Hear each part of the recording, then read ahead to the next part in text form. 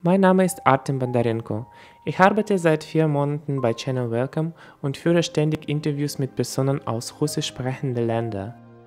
Letztes für unsere Wo lebt man besser Beitrag habe ich mich mit einer Frau namens Anna unterhalten. Sie hat mir über eine traurige Geschichte erzählt, über einen Jungen aus Russland, der mittlerweile in München behandelt wird. Nachdem ich die Geschichte gehört habe, wollte ich unbedingt mit seiner Familie in Kontakt kommen und einen Beitrag über sie leisten.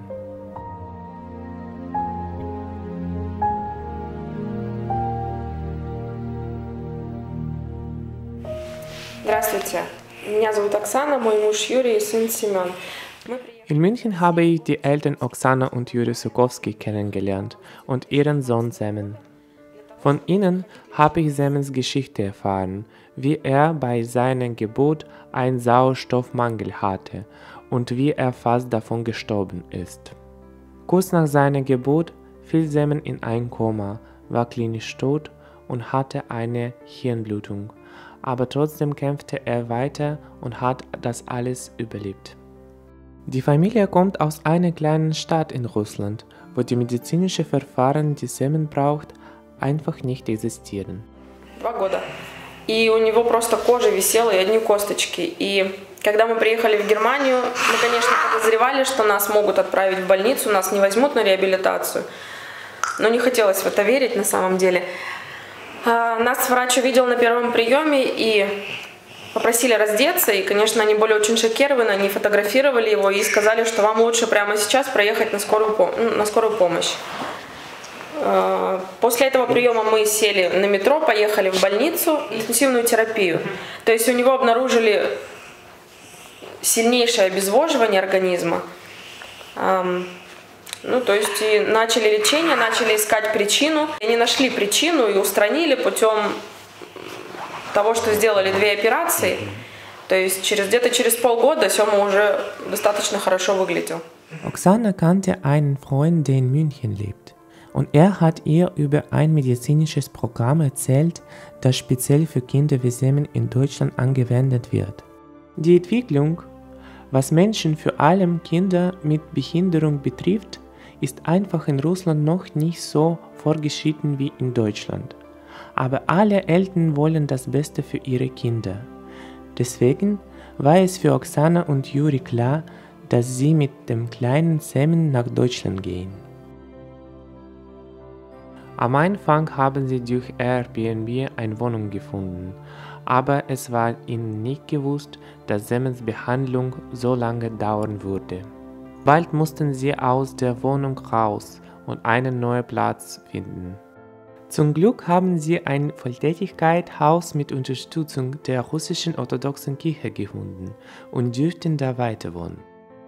Danach haben sie auch bei dem Ronald McDonald Haus gewohnt. Und heutzutage können sie sich endlich eine eigene Wohnung mieten.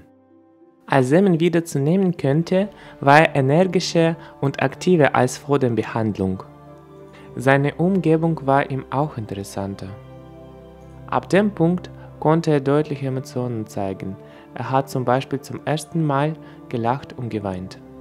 Bevor hat er ganz selten Emotionen gezeigt.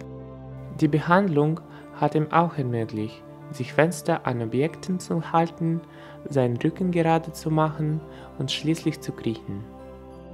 Да, у него, то есть, динамика, она, конечно же, всегда шла вперед, но очень медленно. Но здесь мне показалось, что все пошло гораздо быстрее. Интеллектуальные скачки тоже. Да, интеллектуальные скачки. Мы тут тоже различные терапии для интеллекта делаем. И у него, то есть, скачками тоже проявляется что-то новое всегда. Но ему интересно стало. На самом деле он интересуется всеми вещами. Das ist Sonja, eine freiwillige Helferin der Familie. Sie hilft mit Übersetzungen und mit dem Kontakt zu Ärzten. Also ich bin zufällig auf die Facebook-Seite von denen gestoßen, habe mir die Seite dann angeschaut und es war Weihnachtszeiten letztes Jahres und wir haben so eine Tradition bei uns in der Familie, dass wir jedes Jahr zu Weihnachten spenden. Und dann haben wir bei Antenne Bayern Stiftung was mitgemacht und dann kam diese Seite von Facebook über den kleinen Semen und dann habe ich gedacht, dass ich unbedingt dem Kleinen was spenden muss. Und nach 3-4 Wochen habe ich mich nochmal auf die Seite gestoßen, habe nochmal durchgelesen und dann hat mich irgendwie sehr getroffen, die Geschichte von dem Kleinen, dass ich gedacht habe, okay, ich muss jetzt die Familie kennenlernen. Zurzeit wird die Familie hauptsächlich durch Spenden von privaten Personen unterstützt.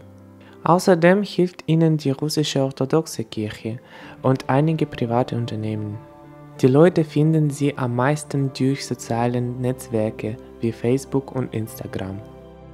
Sie veranstalten auch Flohmärkte, in denen Leute auch persönlich ihre Geschenke für Semen nach Hause bringen. Sie bekommen auch per Post ständig Geschenke und Briefe aus der ganzen Welt.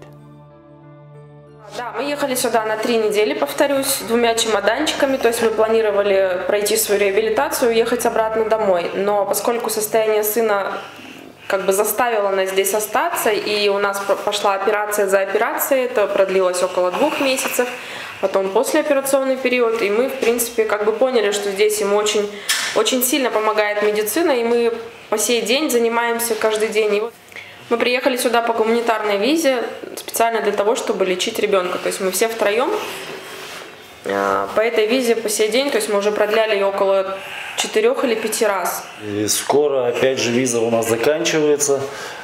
До 30 ноября она сейчас действует. Врачи не рекомендуют, чтобы мы выезжали, так как состояние Семена не совсем удовлетворительное. И поэтому мы будем дальше решать этот вопрос, чтобы dальше заниматься здоровьем сына. Semens Geschichte hat mich persönlich sehr getroffen. Seine Mut und die von seiner Familie hat mich beeindruckt.